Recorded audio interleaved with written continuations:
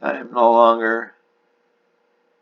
Chapter 18c, Babylon. The book of Daniel was unsealed in AD 1798. If we carefully read its pages, we find prophecy after prophecy that exactly parallel those of Revelation.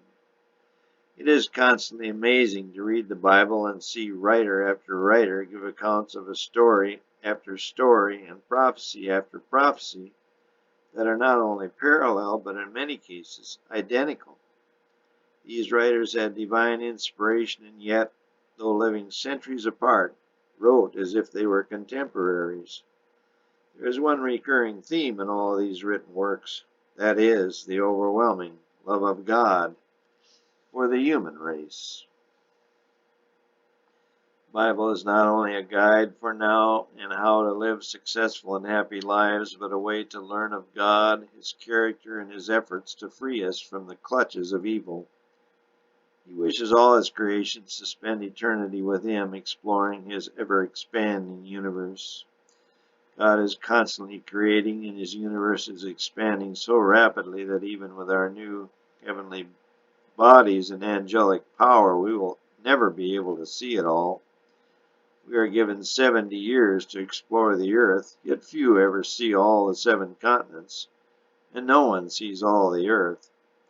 Yet we will never see all the universe despite living forever. Truly an astonishing thought. The book of Daniel is full of prophecy and full of faith. Daniel's faith is unmatched by any human. His entering in with lions and standing in roaring fires are just 2 examples of why God chose him to write the first great book of prophecy.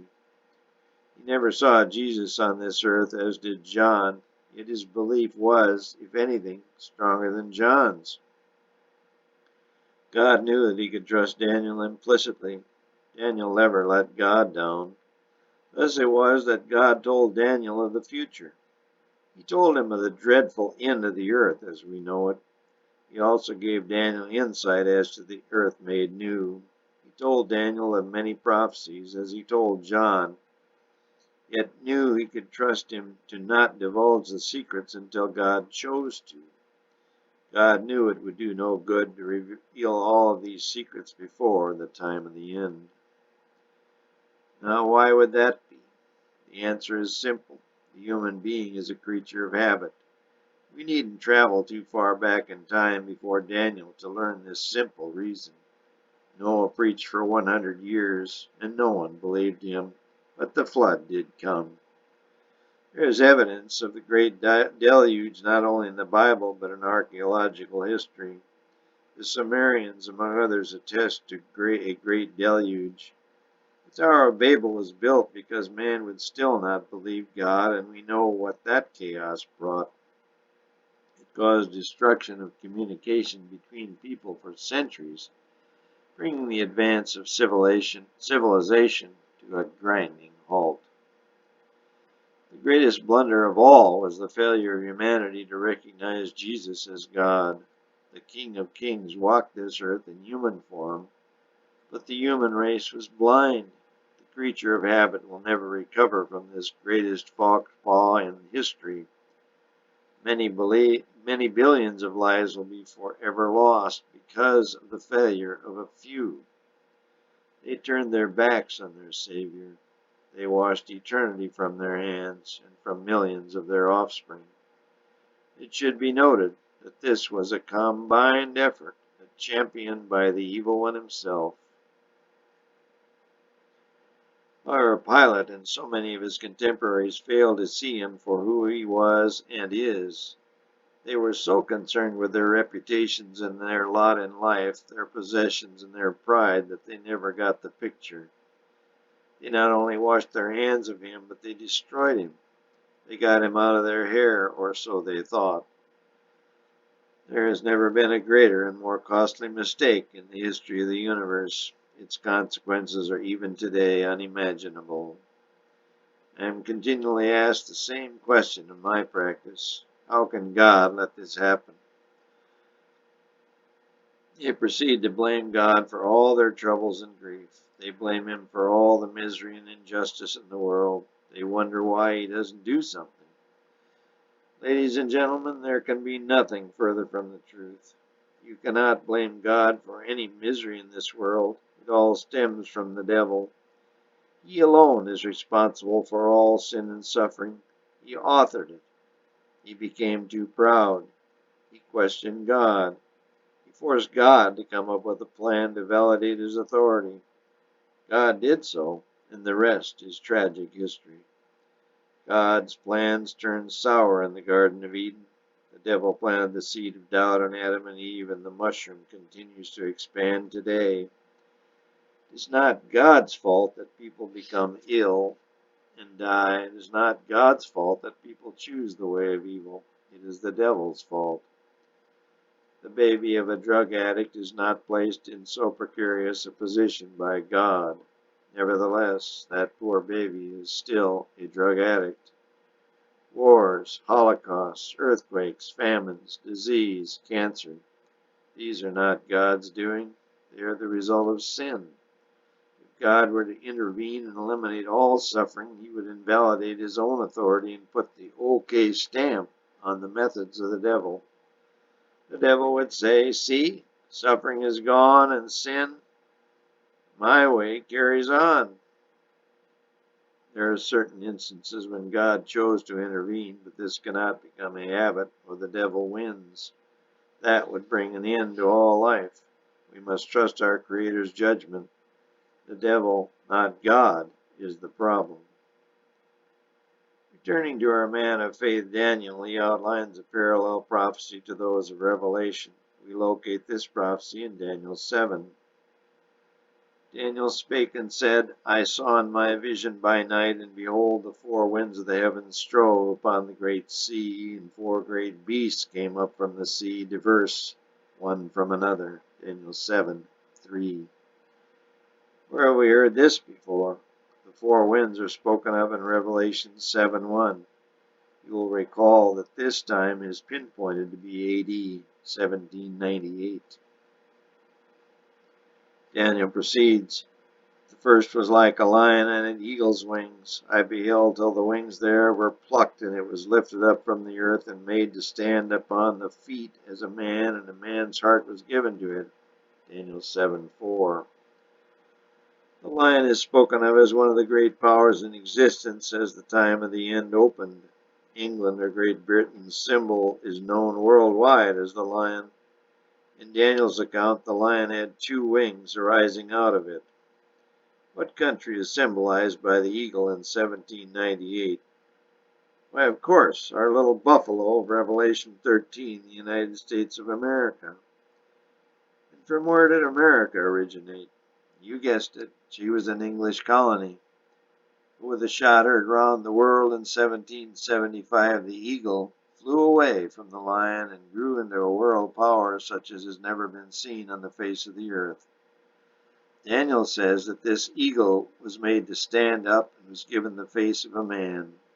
Where is there a great symbol of our great United States standing up and having a human face? New York Harbor. The Statue of Liberty is forever a symbol of the United States as a land of freedom and opportunity. It's all there in black and white. Daniel was shown this symbol 2,400 years before the fact. Make no mistake, God's prophecies are always correct. We have touched on the other beasts that Daniel and John describe as well. The bear is described by Daniel as having 3 ribs in its mouth.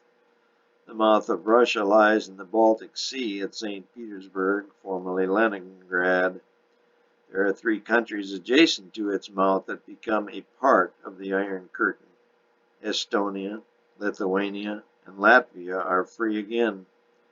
3 ribs were in the mouth of the Great Bear until very recently. Another characteristic of the bear is its buildup or swelling on one side. After World War II, Russia began a plan of taking control of Europe, and she partially succeeded.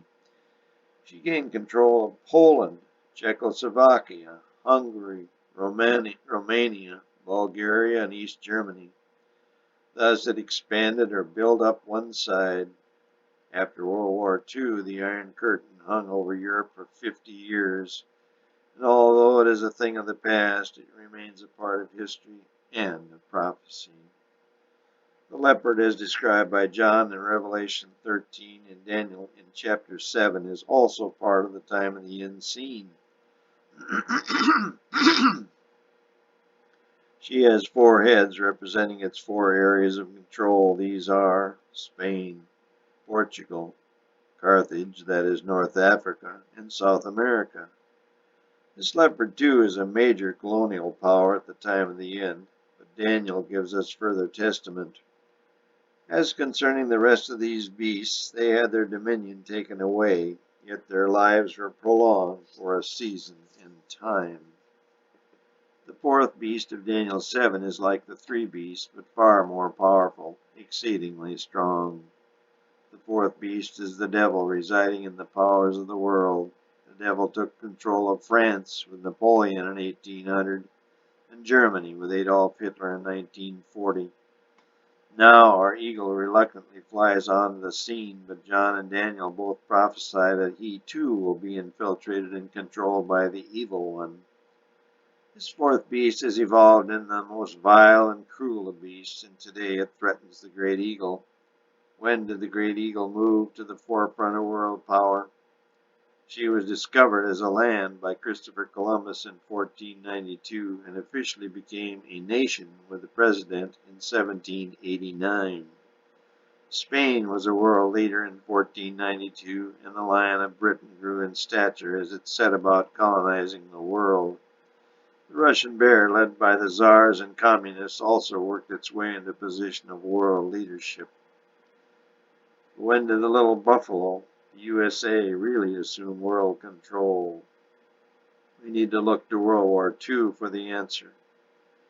On December 7, 1941, the Japanese bombed Pearl Harbor and ushered the United States into that great struggle for world dominion.